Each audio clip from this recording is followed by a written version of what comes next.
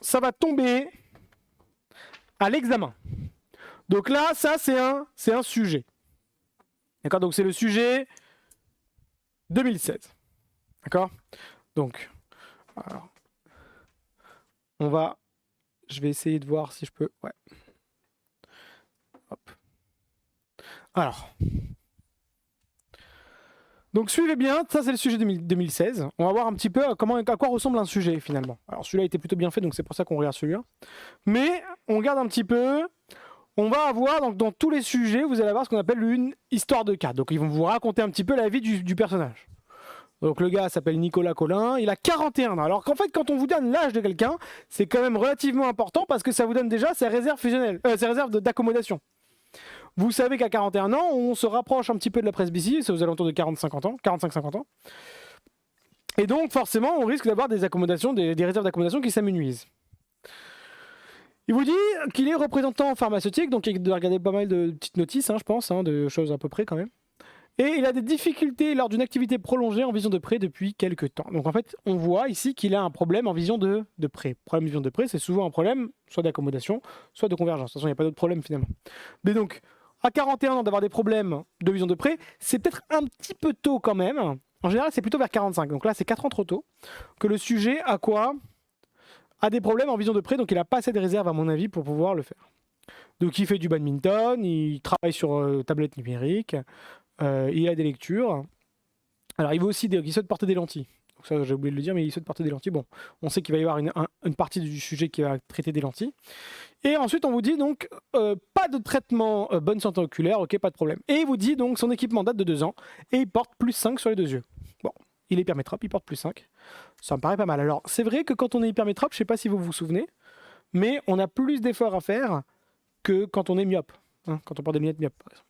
Donc c'est peut-être pour ça aussi des fois que la presbytie des gens hypermétropes qui portent des lunettes arrive plus tôt. Alors ça me paraît quand même un peu tôt, 41 ans. Donc ils vous disent quoi ? Ils vous disent donc ces lunettes font plus 5 plus 5. Ils vous donnent derrière, et on va apprendre plus tard comment lire un ticket autoref. Ils vous donnent le ticket autoref. Alors dans le ticket autoref, je ne vous le lis pas en total, mais il dit dans le ticket autoref que le sujet ne devrait pas porter plus 5, mais plutôt quoi ? 5,25 et 5,50. Alors en vérité, le ticket autoref est toujours un peu faux. Donc il est toujours un peu trop concave, donc en fait un peu trop négatif ou pas assez positif. Ce qui fait qu'en fait, les plus 5, on sait maintenant, dès le début du sujet, qu'ils sont faux. Il ne devrait pas porter plus 5, il devrait porter quoi ? Au moins plus 5,50 finalement. Donc on sait que quoi ? Le sujet est légèrement sous-compensé. Un hypermétrope sous-compensé, qu'est-ce qu'il doit faire toute la journée ?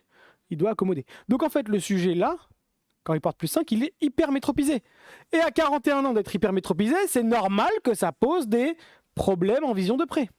Parce que ça monopolise déjà une partie des réserves d'accommodation qu'il a, et qu'il n'a pas encore en grande quantité. Ça pour l'instant, pour le début ? Alors j'ai encore vu aucun test, mais j'analyse un peu la situation. Mais après derrière, ils vont vous sortir tous les tests qu'on a fait aujourd'hui, qu'on appelle les examens préalables, ou les tests préliminaires, c'est pareil. Donc ils ont commencé par dire quoi ? Il a des bonnes acuités. Alors il a des bonnes acuités, 12 dixièmes. Or, on ne peut pas conclure sur la fusion tout de suite. Il y a 12 dixièmes en bino et 12 dixièmes en mono aussi. Mais on sait déjà qu'il n'est pas myopisé. Alors on le savait à l'avance. Il ne vous a pas dit qu'il ne voyait pas bien au loin. Donc là, on sait déjà qu'il n'est pas myopisé. Il est soit hypermétropisé, soit parfaitement compensé. Mais on sait, nous, déjà d'avance que quoi ? Il n'est pas parfaitement compensé. Il est plutôt quoi ? Hypermétropisé. D'ailleurs, ils vont faire les acuités vision de près. Et on voit ici que les acuités vision de près sont moins bonnes que les acuités vision de loin. On avait dit quoi à ce moment-là, quand les acuités vision de près étaient moins bonnes que les acuités vision de loin ? Qu'on avait à ce moment-là un problème d'accommodation. Je ne sais pas si vous vous souvenez, c'était écrit par là-bas, au tout début. Donc quand l'acuité VP est inférieure à VL, on a un problème d'accommodation. Et on avait dit, ça peut être un problème d'hypermétropisation qui crée qu'on n'a pas assez de réserve pour pouvoir voir bien auprès. Toujours pas de fusion, en tout cas pour la VP, on n'a toujours pas conclure finalement. Ils ont fait un test de Parino 2, on verra plus tard ce que c'est. Test duochrome, on verra aussi beaucoup plus tard ce que c'est. Et acuité visuelle à 5 mètres avec l'ajout de 1,75. Une, ça suffisait pas. Avec plus une, son acuité ne chutait pas. Donc ils ont décidé de mettre 1,75. Avec 1,75, ils ont une acuité de 1 tiers. 1 tiers, l'acuité de 1 tiers, ça donne un delta de combien ? De moins 0,75. Je ne sais pas si vous vous souvenez. Donc, la métropie résiduelle de la personne. La formule, c'était quoi tout à l'heure ? C'était vert de brouillage plus des phoques. Vous vous rappelez de ça ? Donc, vert de brouillage, combien on a mis ? 1,75. Une 75 plus moins 0,75. Ça fait combien? Ça fait plus 1. Donc en fait, on sait dès maintenant que le sujet, il est quoi? Hypermétropisé de 1. Donc hypermétropisé de 1, le gars à 41 ans, c'est normal qu'il voit plus rien. Donc en fait, l'idée ici, c'est quoi? C'est que en fonction des tests, vous allez devoir à chaque fois interpréter par rapport à ce qu'on a vu tout à l'heure. Et ici, l'idée, c'est quoi aussi en plus? Ils vont vous dire, on a fait un cadran par an derrière avec une phase de plus 1,50. Alors avec plus 1,50, on sait que le sujet est brouillé. Hein. On sait qu'il était juste hypermétropisé de 1, donc 1,50, ça le brouille. Et ils vous disent, bon, direction plus contrastée, 9,3. Donc on sait qu'ici, il y a un cylindre, ici aux environs de combien? Environ de 90. Entre 9 et 3, c'est qui le plus petit, etc. X 30. Il vous faut ensuite un test de masquage. Donc, ils masquent chaque œil. Ils vous disent, au moment du masquage, il n'y a aucun mouvement. Donc en fait, il n'y a pas de tropie. Le gars n'a pas de tropie, on est bien d'accord sur ça. Au démasquage, en VL, au démasquage, toujours aucun mouvement. Donc en VL, il n'y a pas de problème. Il a pas de tropie, pas de phorie dissociée. En VP maintenant, au masquage, toujours pas de tropie. Par contre, au démasquage, on a un mouvement nasotemporal. Lent et saccadé. C'est-à-dire qu'en fait, le gars, quand il l'a ramené, il a un peu galéré pour la ramener, sa ligne de regard. Donc en fait, il a un mouvement nasotemporal. C'est propre à quoi ça? C'est quelqu'un qui est donc ésophore dissocié. Donc le sujet a une ésophorie dissociée. Et d'ailleurs, derrière, après avoir vu qu'il avait une ésophorie dissociée, ils ont fait quoi? Un test de Worth. En VL, 4 symboles, c'est normal. Il n'avait pas de tropie, pas de phorie dissociée. En tout cas, il ne devrait pas y avoir de problème en VL. Par contre, en VP, il a combien de symboles? 5. 5 symboles, ça veut dire quoi? Ça veut dire qu'il a une phorie associée. Et à votre avis, dans quel sens? Bah, éso. Parce qu'il est ésophore dissocié. Donc il va avoir une ésophorie associée. Et donc, il a un problème et de sous-compensation, c'est-à-dire qu'en fait, il est hypermétropisé de 1, et en plus, il a une ésophorie dissociée qui est dérangeante. Et comment je le sais qu'elle est dérangeante? Parce que au niveau du test de Worth, il a 5 symboles et pas 4. Tout le monde le voit pour l'instant? Ensuite, je continue, on va voir un peu les tests qu'ils ont fait. Alors là, c'est des tests qu'on verra beaucoup plus tard. Tests d'équilibre binoculaire, etc. Mais ils ont dit, voilà, on a fait des examens, on a fait plein d'examens, et on trouve maintenant les bonnes compensations. Ils ont dit, voilà, maintenant les nouvelles compensations, c'est plus 5,75 sur les deux yeux. Alors, ils n'ont pas mis les plus 6 qu'on attendait, hein, parce que nous on attendait à une hypermétropisation de 1, donc on devait rajouter plus 1 à plus 5, ça faisait plus 6. Mais ils ont déjà quand même soulagé un peu son accommodation de beaucoup quand même, et ils ont trouvé donc plus 5,75. Et ils ont refait les mêmes tests. Ils ont refait les tests du masquage-démasquage. Et ils ont dit quoi? Aucun mouvement horizontal. Toujours au masquage, pas de tropie. En VL, toujours aucun mouvement au démasquage. Donc la VL on l'a pas trop impacté. Il n'y a pas grand chose qui s'est passé.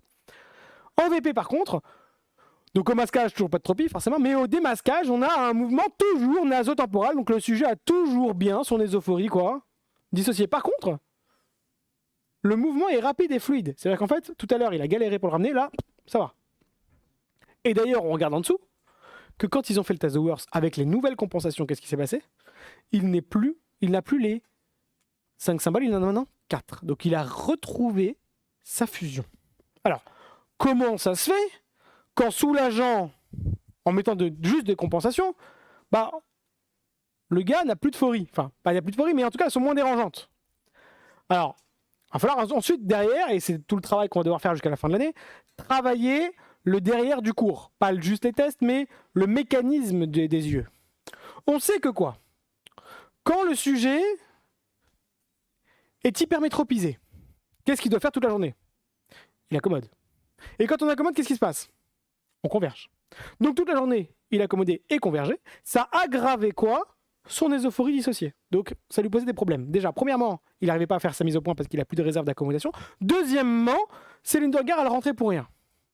Quand on a soulagé son accommodation, premièrement, on lui a soulagé l'effort qu'il avait à faire. Donc, à mon avis, il aura moins de problèmes en vision de près en termes de mise au point.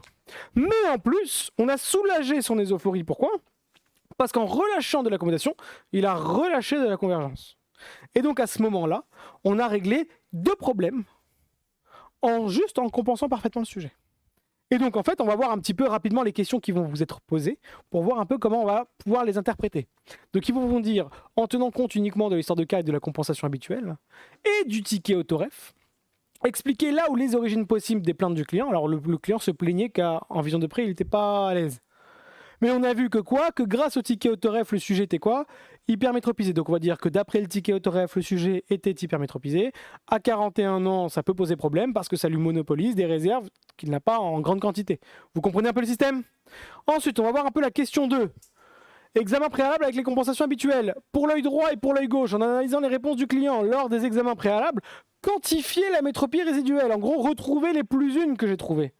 Ils vous ont dit quoi? Préciser la formule sphéro-cylindrique de la réfraction complémentaire. Donc en gros, ils vous demandent de trouver la réfraction complémentaire. Donc de trouver le plus une dioptrie qu'on avait tout à l'heure.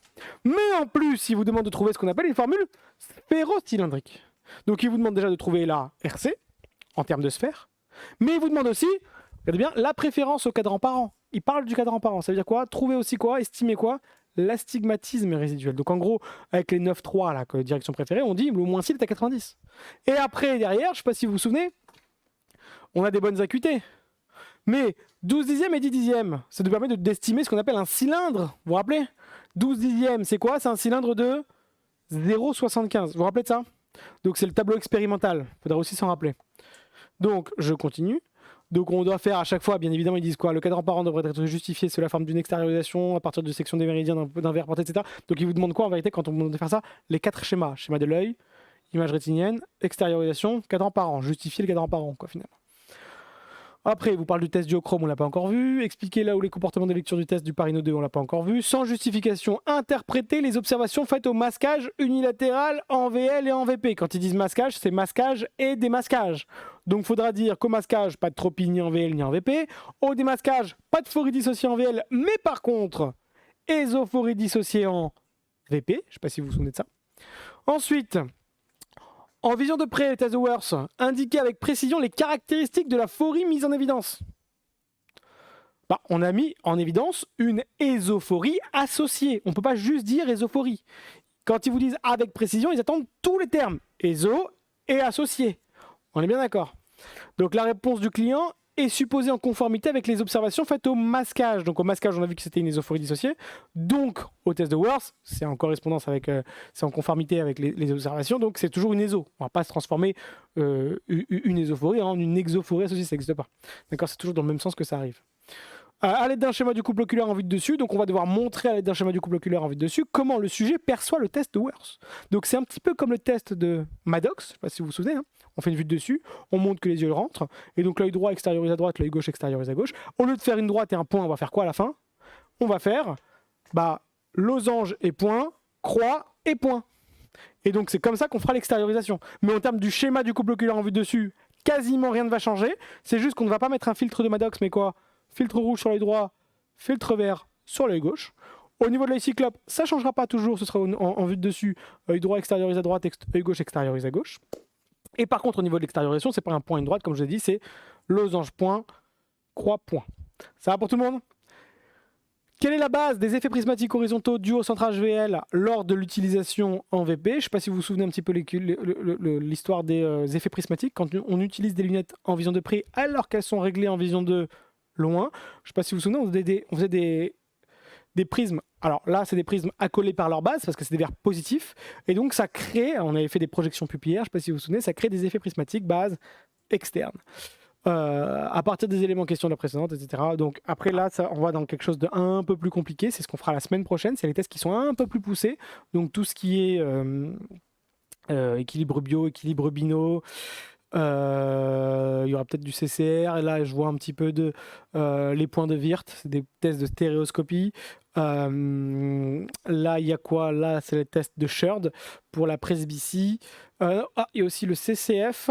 Là il y a quoi d'autre? Ça c'est les lentilles de contact. Donc en gros là l'idée c'est quoi? C'est que je sais pas si vous avez regardé, je ne vous ai pas encore bien vu les choses, mais la suite de l'exercice c'est tous les tests qu'on verra les semaines prochaines.